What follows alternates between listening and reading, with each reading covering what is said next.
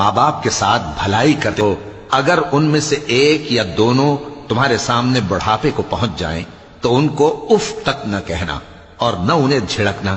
اور ان سے بات ادب کے ساتھ کرنا، اور عجز و نیاز سے ان کے آگے جھکے رہو اور ان کے حق میں دعا کرو کہ اے پروردگار، جیسا انہوں نے مجھے بچپن میں شفقت سے پرورش کیا ہے تو بھی ان کے حال پر رحمت فرما، جو کچھ تمہارے دلوں میں ہے تمہارا پروردگار اس سے بخوبی واقف ہے، اگر تم نیک ہوگے تو وہ رجوع لانے والوں کو بخش دینے والا ہے، اور رشتہ داروں اور محتاجوں اور مسافروں کو ان کا حق ادا کرو،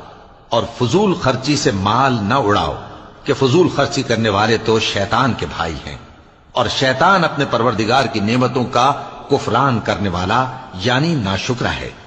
اور اگر تم اپنے پروردگار کی رحمت یعنی فراخ دستی کے انتظار میں جس کی تمہیں امید ہو ان مستحقین کی طرف توجہ نہ کر سکو تو ان سے نرمی سے بات کہہ دیا کرو، اور اپنے ہاتھ کو نہ تو گردن سے بندھا ہوا یعنی بہت تنگ کر لو کہ کسی کو کچھ دو ہی نہیں، اور نہ بالکل کھول ہی دو کہ سبھی کچھ دے ڈالو، اور انجام یہ ہو کہ ملامت زدہ اور حسرت زدہ ہو کر بیٹھ جاؤ۔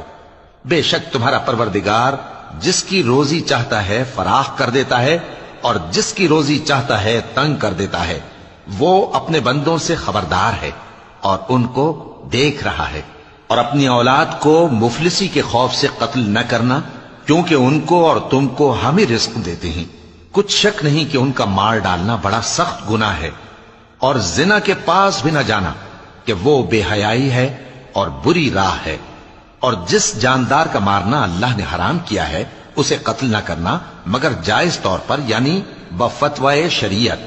اور جو شخص ظلم سے قتل کیا جائے ہم نے اس کے وارث کو اختیار دیا ہے کہ ظالم قاتل سے بدلہ لے، تو اس کو چاہیے کہ قتل کے قصاص میں زیادتی نہ کرے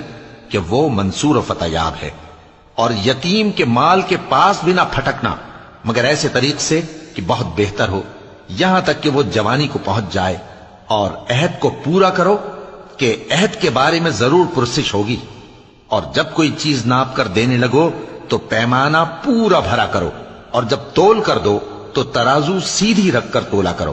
یہ بہت اچھی بات اور انجام کے لحاظ سے بھی بہت بہتر ہے۔ اور اے بندے، جس چیز کا تجھے علم نہیں اس کے پیچھے نہ پڑ کہ کان اور آنکھ اور دل ان سب اعضاء کے بارے میں ضرور باز پرس ہوگی، اور زمین پر اکڑ کر اور تن کر مت چل کہ تو زمین کو پھاڑ تو نہیں ڈالے گا اور نہ لمبا ہو کر پہاڑوں کی چوٹی تک پہنچ جائے گا، ان سب عادتوں کی برائی تیرے پروردگار کے نزدیک بہت ناپسند ہے۔ اے پیغمبر،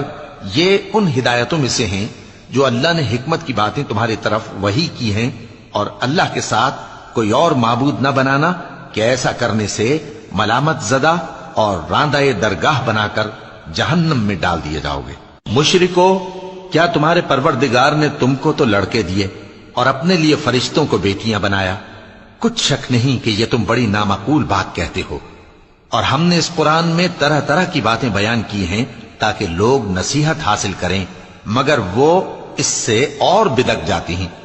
کہہ دو کہ اگر اللہ کے ساتھ اور معبود ہوتے جیسا کہ یہ کہتے ہیں تو وہ ضرور عرش والے کی طرف لڑنے بھیڑنے کے لیے رستہ نکالتے، وہ پاک ہے،